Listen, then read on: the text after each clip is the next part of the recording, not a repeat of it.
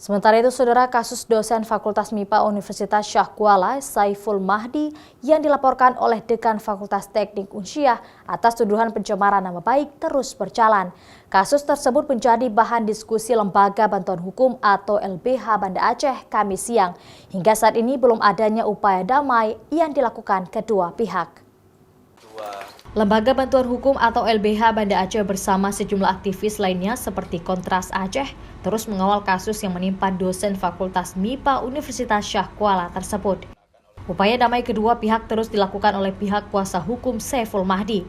Walau upaya damai sempat dilakukan, namun karena ada beberapa syarat permohonan maaf yang diminta pihak dekan Fakultas Teknik, Saiful Mahdi mengurungkan niatnya sehingga proses hukum terus berlanjut hingga saat ini Saiful Mahdi ditetapkan sebagai tersangka.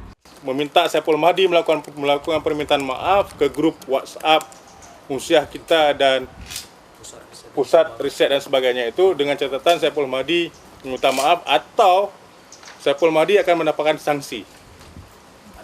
Ada 3 sanksi, salah satunya adalah tidak mendapatkan jam akademik, jam untuk mengajar dan sebagainya.